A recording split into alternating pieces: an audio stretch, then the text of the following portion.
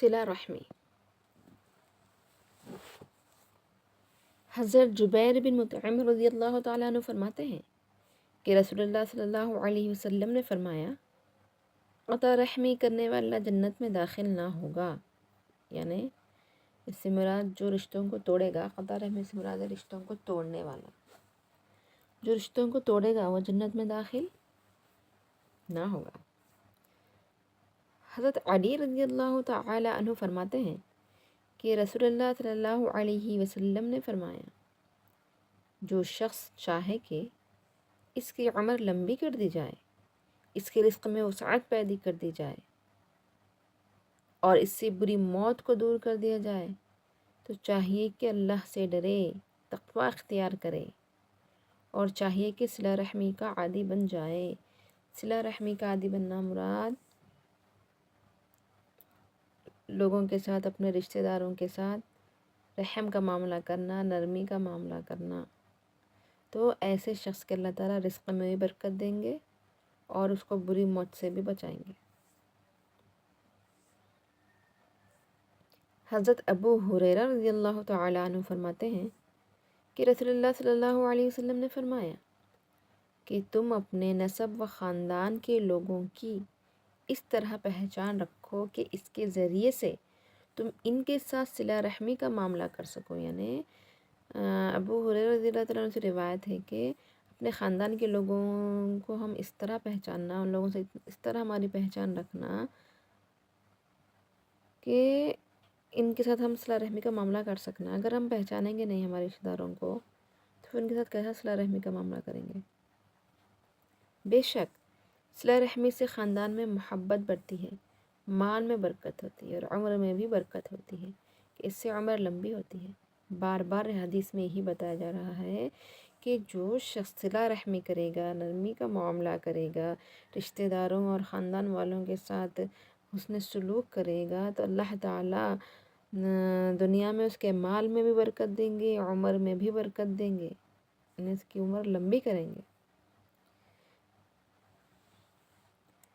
حضرت ابو ہریرہ رضی اللہ تعالیٰ عنہ فرماتے ہیں کہ رسول اللہ صلی اللہ علیہ وسلم نے فرمایا کہ وہ قوم جو اپنے ان باپ دادا پر فخر کرتی ہے کہ جو مر کر جہنم کے کوئلے بن چکے ہیں، وہ یا تو اپنی حرکت سے باز آ جائے یا یہ لوگ اللہ کے نزدیک غلاظت کے اس کیڑے سے بھی بدتر اور گھٹیا ہو جائیں گے جو کیڑے اپنے ناک سے غلاظت جھاڑتے ہیں۔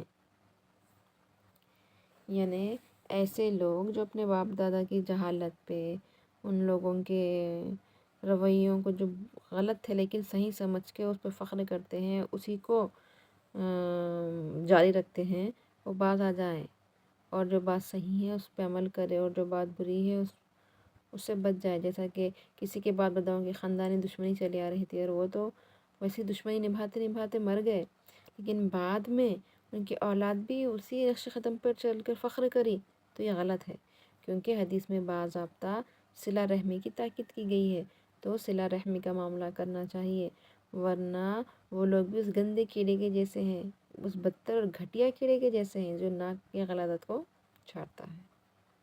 تو اس سے پتہ چلتا ہے کہ رشتہ داروں کے ساتھ صلہ رحمی کا معاملہ کرے۔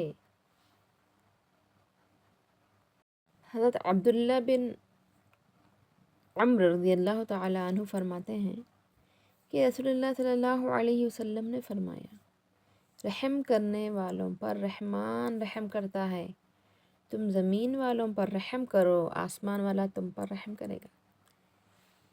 یعنی اللہ تعالیٰ کا کیا وعدہ ہے، کیا فرمان ہے کہ تم زمین والوں پر رحم کرو، میں تم پر رحم کروں گا، یعنی آسمان والا تم پر رحم کرے گا۔ اس سے یہ بھی بات سمجھ میں آتی ہے کہ دل کو نرم رکھیں، دل میں رحم پیدا کریں۔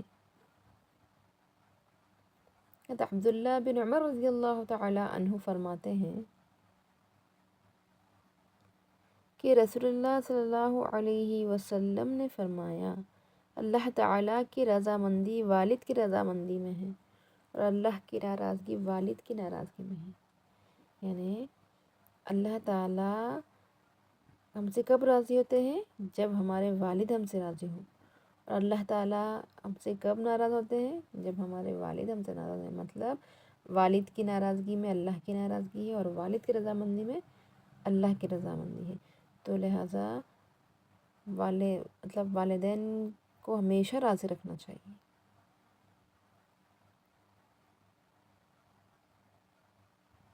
حضرت عبداللہ بن عمر رضی اللہ تعالیٰ عنہ فرماتے ہیں کہ رسول اللہ صلی اللہ علیہ وسلم نے فرمایا، سب سے بڑی نیکی یہ ہے کہ بیٹا باپ کے انتقال کے بعد باپ سے تعلق رکھنے والوں کے ساتھ اچھا سلوک کرے۔ یعنی ہمارے والد صاحب اگر گزر جائیں، والد ہو یا والدہ ہو گزر جانے کے بعد جو بھی ان کے رشتہ دار تھے جن سے وہ زیادہ محبت رکھتے تھے، ہم ان سے محبت رکھیں، ان کے ساتھ احسان کا معاملہ کریں، تو گویا ہمارے والدین کے ساتھ اچھا سلوک کرنے کے برابر ہوگا۔ عبداللہ بن عمر رضی اللہ تعالیٰ عنہ فرماتے ہیں کہ رسول اللہ صلی اللہ علیہ وسلم نے فرمایا، جو شخص اپنے والد کی وفات کے بعد ان کے ساتھ صلہ رحمی کرنا چاہے جبکہ وہ قبر میں ہیں، تو اس کو چاہیے کہ اپنے باپ کے بھائیوں کے ساتھ اچھا سلوک کرے، کیونکہ مطلب والد کو سب سے عزیز تو ان کے بھائی ہوتے ہیں، اور حدیث میں بھی ہے چاچا کا مرتبہ باپ کے برابر ہے۔ تو ہم ہمارے والد کو مطلب ان کے ساتھ اگر صلہ رحمی کے بعد مطلب ان کے ساتھ وفات کے بعد صلہ رحمی کا اگر کرنا چاہیں جبکہ وہ انتقال کر چکے ہوں، قبر میں ہوں، تو اس کا بہترین طریقہ کیا ہے؟ ان کے بھائیوں کے ساتھ صلہ رحمی کرنا، اچھا سلوک کرنا، تو گویا والد کے ساتھ اچھا سلوک کرنے کے برابر نیکی ملے گی۔ حضرت عائشہ رضی اللہ تعالی عنہا فرماتی ہیں کہ میں نے عرض کیا، یا رسول اللہ، عورت پر سب سے زیادہ حق کس کا ہے؟ رسول اللہ صلی اللہ علیہ وسلم نے فرمایا، اس کے شوہر کا۔ میں دریافت کیا کہ مرد پر سب سے زیادہ حق کس کا ہے؟ آپ صلی اللہ علیہ وسلم نے فرمایا، اس کی ماں کا۔ یعنی عورت پر سب سے زیادہ حق اس کے شوہر کا ہے، اور شوہر پر سب سے زیادہ حق اس کی ماں کا ہے۔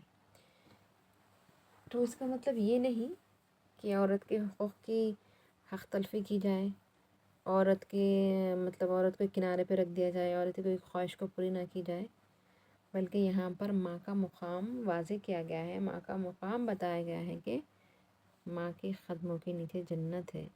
ماں وہ بڑی ہستی ہے کہ مرد کے لیے سب سے پہلا مقام اس کی ماں کا ہے، بے شک اس کی ماں کا ہے، لیکن اس کی بیوی کا بھی حق ہے اس کے اوپر، اس کو بھی ادا کرنا چاہیے۔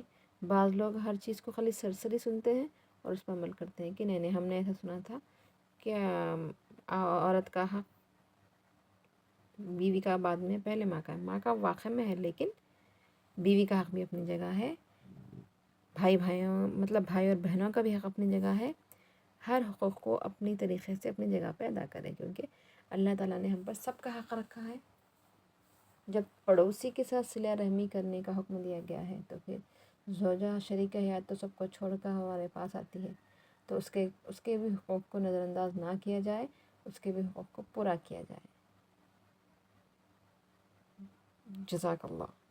جہاں تک ہو سکے لائک کیجئے، شیئر کیجئے، سبسکرائب کیجئے، اور صدقہ جاریہ سمجھ کر آگے پہنچائیے۔